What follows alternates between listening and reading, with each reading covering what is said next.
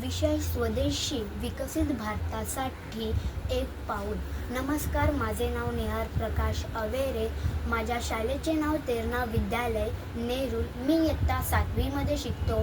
आज मी तुम्हाला सांगणार आहे विकसित भारत 2047मध्ये स्वदेशी वस्तूचे महत्त्व.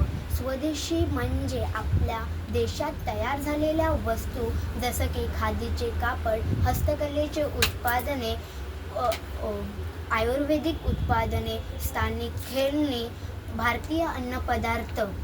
जर आपण स्वदेशी वस्तू वापरल्या तर आपल्या शेतकऱ्यांसाठी आणि कारागिरांसाठी रोजगार मिळेल.